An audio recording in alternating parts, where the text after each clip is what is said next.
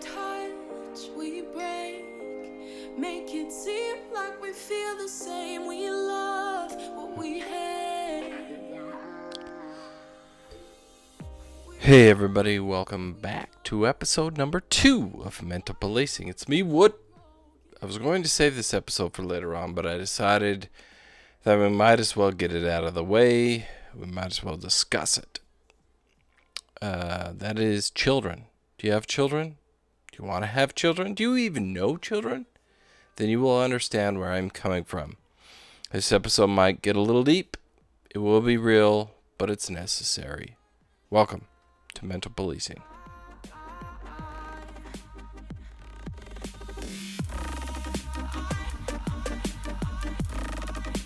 At least it was worth a try.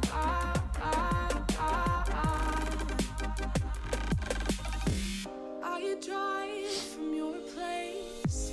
Miss your lips, but I hate the taste. No fun in this game. Hey guys, as I said, this is Mental Policing and I am Wood. Just to give you a little bit of insight about who I am, where I come from, a little bit about me, if you will. I have 7 kids, 3 biological, 3 adopted, and 1 step. If you're counting, that's a lot of kids. And if you're wondering, yes, it is that hard. There's something about children that speaks to innocence, though. Even when they do something that upsets you, they still love you. And they have a way of looking at you that can make even the strongest person weak. Why would I mention children? Well, if you're listening to this podcast, chances are you are in law enforcement or you know somebody that is. There's no tougher assignment than dealing with hurt, dead, or dying children. I've had the unlucky fortune of dealing with more than my share of infant and toddler deaths. Tends to get easier, but along comes that one case. The one that will stick with you for years and maybe even for your life. Hopefully it stays with you and helps you become a stronger officer. It helps you better overcome the other cases. You'll learn, you'll seek help should you need it. And since I brought it up, I'll go first. Many times in my career, I felt the pain of losing a child through my work. I will only provide a couple of examples because the ones that hit the hardest are too much and too hard, too graphic to share on this podcast. I've had the fortune of working behind a desk for 10 years now. And because I sit behind the desk, you would think that I wouldn't see as much, but I actually see more than what I would like to admit. So one day, this is a number of years ago, I sat at my cozy desk reviewing files, and the triple beep comes out. Now, I don't know where you work, or I don't know what it's like for you, but that triple beep comes out, and you know it's going to be something important. It's a medical call. So this particular day, I hear the triple beep. I hear a copy accident with injury.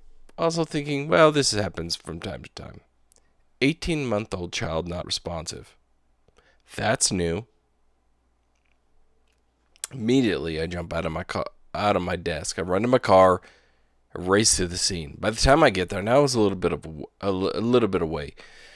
By the time I get there, everyone, and I mean everyone, is there. My colleague, another officer, is walking slowly away from the scene and toward his vehicle. And a blanket is being hung. This is not a good sign.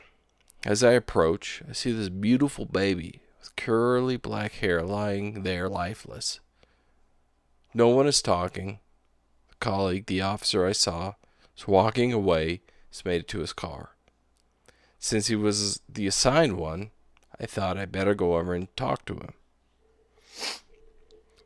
And as I walk up to him, he's sitting in his car. I see no emotion. But yet he's crying. His head is buried. He's looking away from me. And in that moment, life got real. I leaned in and I hugged him. Told him it was okay to be emotional. Told him I would handle the rest of the call. And he remained on scene, but never moved until everyone and everything was cleared out of there. And as the case is with many officers and firefighters, you work 48-hour shifts or you work back-to-back days. So the same crew, me and the firefighters, worked the very next day, around 10 in the morning, so not even 24 hours after the crash. A new mother holding her child calls 911. She calls 911 in hysteria. Her child's limp. We rush to the scene. We don't know what's going on. Those same firefighters and I that were there on the night before at that accident take that child, scoop her up, and run her to the hospital. For an hour and a half, that crew works that child, that infant. I stood there in the hallway with Mom and Dad. So much hope, so much desperation, all for naught. That baby also passes away. An undetected heart condition, we're told. As I spoke with the parents, going over forms and trying to be a rock for them, I couldn't help but feel their emotion. I mustered through the forms and I walked out of the emergency room, walked under the parking bay, out through the double sliding doors, and I stared there into the distance. And a firefighter approached me, assured me it would be okay and we would talk. Hold on to that for just a moment. The next story I will tell is one that hits home the most. It's not the most heinous, it isn't the most gruesome, or even the most evil. But it hit hard, because it did. This was a classic, and I say that because I have to, I think. It's a classic shaken baby syndrome by a babysitter. I saw this case through from beginning to end, from call out to court to conviction. I knew it bothered me because I got angry with the idea that the person that did this did it to such a beautiful little child, a 4-month-old baby. But I didn't know it bothered me until I had to retell the story in front of a panel. I had to retell a story in which I was proud of the justice system and the work that I did. So I recounted the story in front of a group of people. And I felt the emotion come in. And it hit. And it hit hard. I had to stop talking. I had to slow down. I had to breathe. Swallow down the lump in my throat just to finish the story. I didn't even provide the dirty details. But the emotion was there. And it hit me. One other time in my career, I felt such emotion that snuck up on me, and I was unprepared for it. And that story's for a different episode. Why do I mention these things? We are told from the very beginning of this career that baby deaths and child cases are the worst. Children are innocent. When you have a child of your own, and another person has a child the same age as yours, and that child is hurt or dies, it's very difficult not to picture your own child as that one. And when it hits you, it'll hit you. But you know what? This is okay. These emotions are okay. They're healthy. You're human. We're tough guys. We're allowed to feel. Gone are the days of rub dirt on it and carry on. Gone are the days of the emotionless droid that does the job and just goes home. But don't forget you do have a job. Don't forget you are human. There's no shame in feeling and showing emotion. We are allowed to get mad. We are allowed to get sad. We are allowed to be hurt. But we also have a job to do. So do the hell out of that job. Then deal with those feelings. To talk about what I mentioned earlier, the firefighters invited me to my first ever peer support debrief. And initially, I thought the debrief was to go over the case, discuss what happened, what was done right, what could have done better. But I was wrong. This is not what a peer support debrief is. I have an episode coming up, in fact, in the next one, that will help understand what a peer support debrief is. It's to see that others are feeling it too.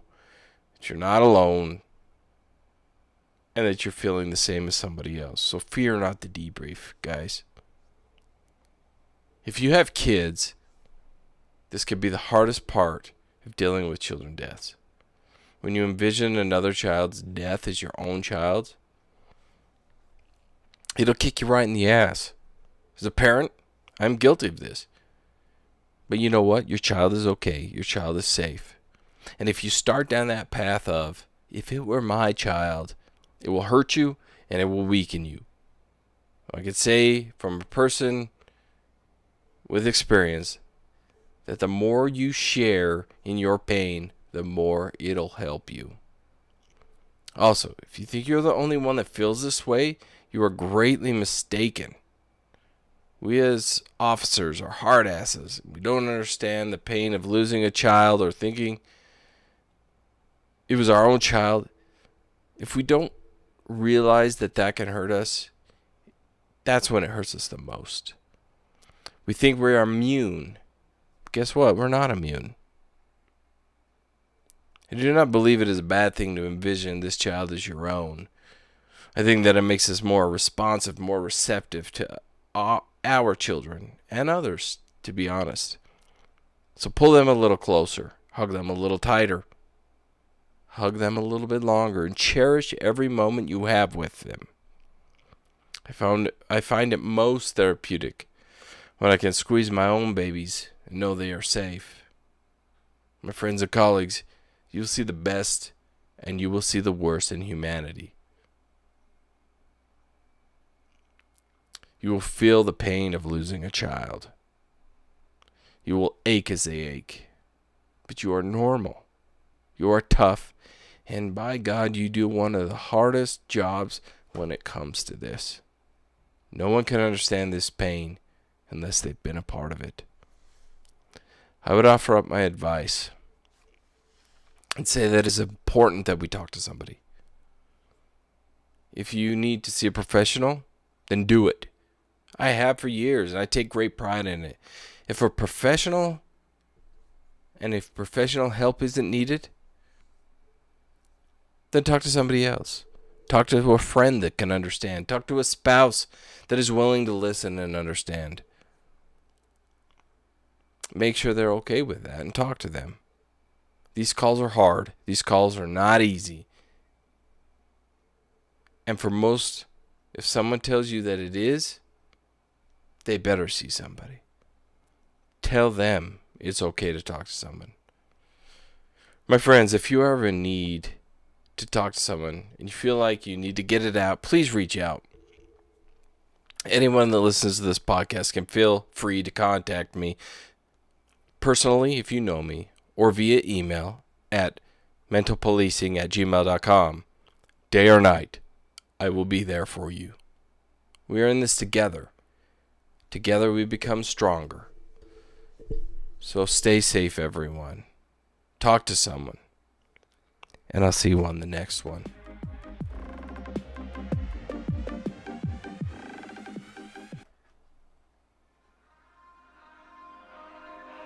We touch, we break, make it seem like we feel the same. We love what we hate.